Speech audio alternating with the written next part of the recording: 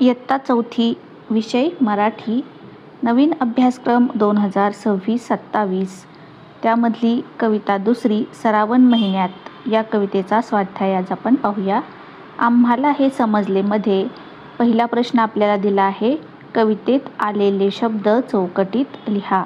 त्यातला अ, कवितेत वर्णन केलेल्या महिन्याचे नाव. कवितेत श्रावण महिना, श्रावण हा झाडी बोली भाषेतील शब्द आहे.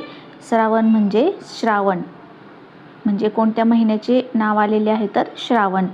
आ, मोरांच्या संगतीने नाचणारी, मोरांच्या संगतीने नाचणारी कोण? लांडोर.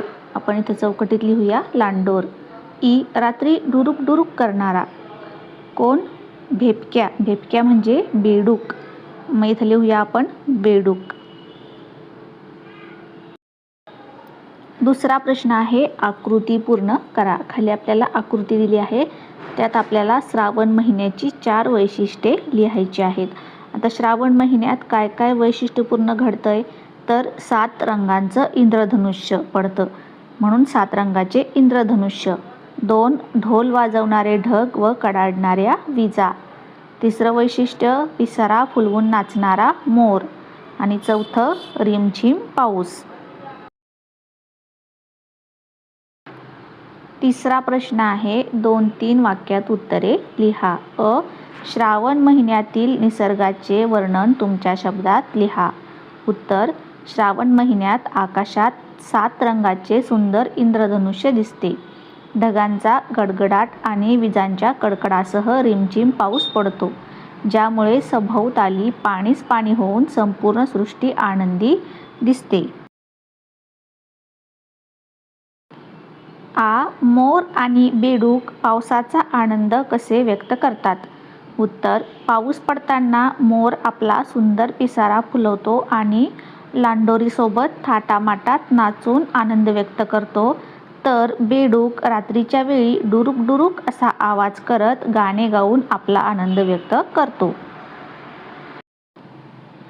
चौथा प्रश्न आहे, रिकाम्या जागा भरा. त्यामधला अ, 7 रंगाचा तोरण कसा टिंबटिंब चोवलं. उत्तर आहे अबारी. अबारी म्हणजे आभारी. आ, कारजात धाकधूक टिंबटिंब किल्लोर करती. उत्तर इजा. ई, श्रावण महिन्यात टिंबटिंब भुरुक भुरुक. उत्तर पाणी. ई, धारा नाचत नाचत टिंबटिंब धरतेत ताल. उत्तर थेंबा.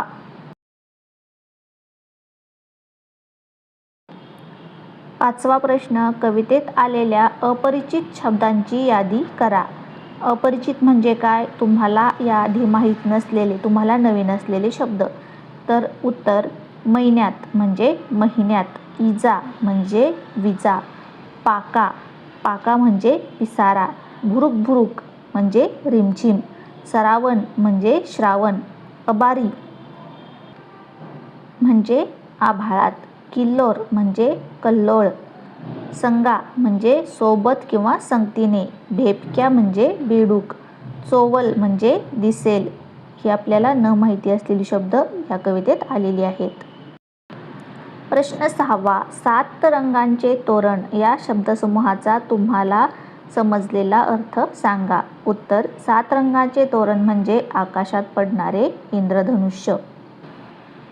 विचार करा व सांगा मध्ये पाऊस शेतकऱ्याच्या जीवनावर कसा परिणाम करतो.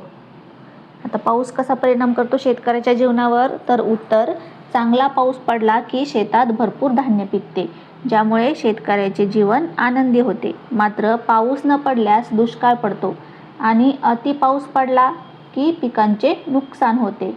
म्हणजेच शेतकऱ्याचे संपूर्ण जीवन पावसावरच अवलंबून असते. पुढे आहे, लिहिते होऊया. त्यामधला पहिला प्रश्न, खालील अर्थाच्या कवितेतील ओळी लिहा. खाली आपल्याला अर्थ दिला आहे आणि तो अर्थ कवितेतील कोणत्या ओळींचा आहे त्या ओळी कवितेतून शोधून आपल्याला लिहायच्या आहेत. त्यामधला अ आहे, श्रावण महिन्यात ढगांचा गडगडाट ढोलाच्या आवाजासारखा ऐकू येतो. विजांच्या कडकडाटामुळे मनात भीती निर्माण होते. च्या अर्थाच्या ओळी कोणत्या आहेत कवितेत? तर उत्तर, श्रावण महिन्यात ढगा ढोल वाजती, कारजात धाकधुक इजा किल्लोर करती. आ. श्रावण महिन्यात रिमझिम पाऊस पडत असतो, रात्री बेडकांचे गाणे कानावर पडते. उत्तर, श्रावण महिन्यात पाणी भुरुक भुरुक, कानी भेपक्याचा गाणा, राती डुरुक डुरुक.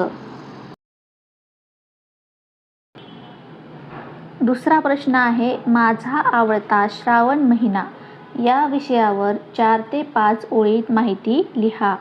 उत्तर 1. श्रावण महिना हा माझा सर्वात आवडता महिना आहे, कारण या महिन्यात निसर्ग अतिशय सुंदर दिसतो. 2. या दिवसात सर्वत्र हिरवेगार गवत उगवते. 3. आकाशात उमलणारे सप्तरंग इंद्रधनुष्य आणि मोरांचा नाच मनाला आनंद देतो. 4. श्रावण महिन्यात नागपंचमी, रक्षाबंधन आणि गोकुळाष्टमी यांसारखे अनेक आनंदी सण येतात. 5. रिमझिम पडणारा पाऊस आणि निसर्गाचे प्रसन्न रूप यामुळे हा महिना मला खूप आवडतो. चर्चा करूया मध्ये प्रश्न आहे, श्रावण महिन्यात येणाऱ्या सणांची माहिती मिळवा व गप्पा मारा. हा प्रश्न आपल्याला लिहायचा नाहीये, फक्त माहिती मिळवून गप्पा मारायच्या आहेत. तर श्रावण महिन्यात कोणते कोणते सण येतात? श्रावण महिन्यात नागपंचमी, रक्षाबंधन आणि गोकुळाष्टमी हे सण येतात. खेळूया शब्दांशी मध्ये पहिला प्रश्न आहे, समानार्थी शब्द लिहा. अ. मोर, मयूर. आ. पाणी, जल किंवा जीवन. इ. रात्र, निशा किंवा रजनी. कान, कर्ण. ढग, मेघ. वीज, चपला, विद्युत किंवा तडीत. दुसरा प्रश्न आहे, विरुद्धार्थी शब्द लिहा. अ. मोठा, त्याचा विरुद्धार्थी शब्द छोटा. आ. कमी, जास्त. इ. जवळ, लांब किंवा दूर.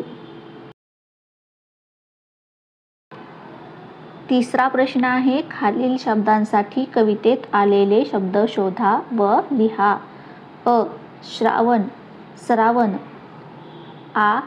आभाळी, अबारी. इ. काळजात, कारजात. इ. थाटात, थाटात.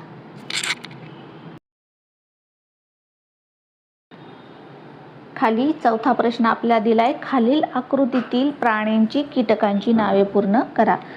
आपल्याला सुरुवातीला 2 चौकोन दिले आहेत, त्यात पहिल्या चौकोनात लिहिलं आहे डा. आता याला आपण स जोडला तर काय होईल? डा स. पुढचे 3 चौकोन आहेत, त्यात मधल्या चौकोनात आपल्याला दिला आहे डू. मग काय शब्द तयार होईल? बेडूक. पुढे 4 चौकोन आहेत, पहिल्या चौकोनात ना आणि शेवटच्या चौकोनात डा. मग काय शब्द तयार होईल? नाकतोडा. पुढे 5 चौकोन आहेत, मध्ये ग आणि गा अशी अक्षरे दिली आहेत. मग यावरून काय शब्द तयार होईल? गोगलगाय. पुढे 5वा प्रश्न आहे, ओळखा पाहू.